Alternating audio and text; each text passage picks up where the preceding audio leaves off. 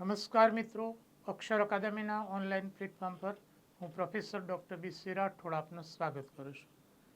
મિત્રો, અંગ્રેજી વ્યાકરણની કચાશ દૂર કરવા માટે અને સ્પર્ધાત્મક પરીક્ષામાં વિદ્યાર્થીઓનો સારો દેખાવ થાય માટે આપણે અંગ્રેજી વ્યાકરણના નિયમોની ચર્ચા કરીએ છીએ. પણ એ નિયમો જોઈએ પહેલાં હજુ સુધી જો તમે અમારી આ ચેનલમાં જોડાયા ન હોય તો એમાં જોડાઈ જવા વિનંતી છે. અને અમારા આ જે વિડીયો છે એ વિડીયોને વધુમાં વધુ સંખ્યામાં શેર કરવા વિનંતી છે. જોઈએ વિગતો. હા, અહીંયા જે નિયમ છે, મુદ્દો છે, તે પ્રેપોઝિશનને લગતો મુદ્દો છે, જેને આપણે નામ યોગી અવ્યય કહીશું. બાયનો ઉપયોગ એજન્ટ ક્રિયા કરનાર વ્યક્તિના સંદર્ભમાં વપરાય છે, જ્યારે વિધનો ઉપયોગ સાધન દ્વારા વપરાય છે. મિત્રો, આ બંને શબ્દોનો ગુજરાતીમાં એક અર્થ વડે દ્વારા થાય છે, પણ અંગ્રેજીમાં એ જુદા જુદા સંદર્ભે વપરાય છે. બાય છે એ ક્રિયા કરનાર વ્યક્તિ માટે, જ્યારે આ જે વિધ છે તે સાધન માટે વપરાય છે.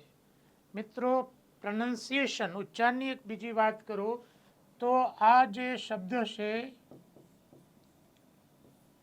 એનો 99.99% લોકો ખોટો ઉચ્ચાર કરે છે.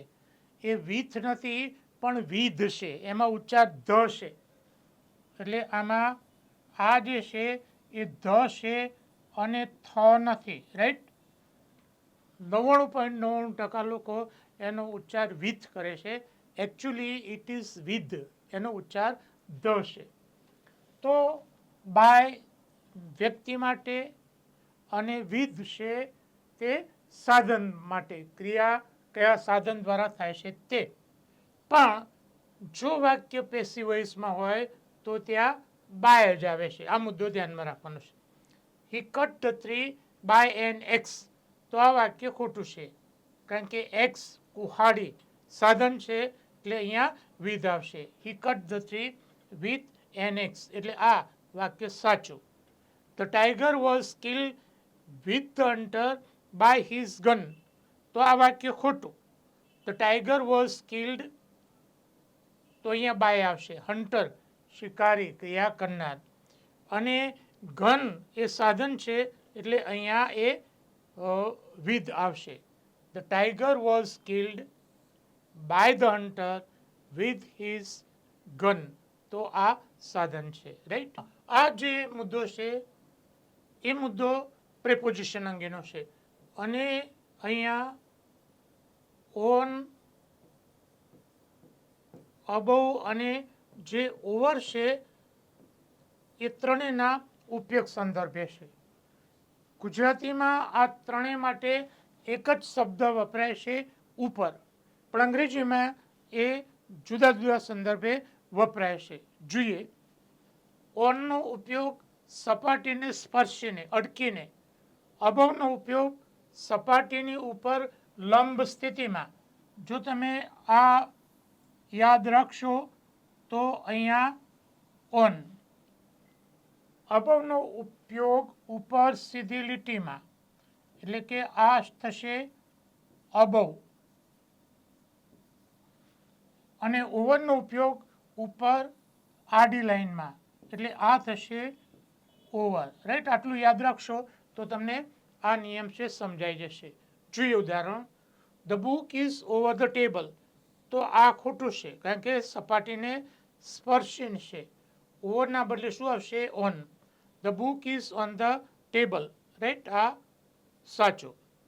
The fan is over the head, પંખો માથાની ઉપર, એ ઉપર લંબ સ્થિતિમાં સીધી લાઈનમાં છે, એટલે ત્યાં ઓવર નહીં આવે, પણ શું આવે? અબોવ આવે. The electric wires are above the farm, વીજળીના તાર ખેતરની ઉપર છે, પણ એ ઉપર આડી લાઈનમાં છે, એટલે ત્યાં અબોવ નહીં આવે, પણ ત્યાં શું આવે? ઓવર આવે. રાઈટ.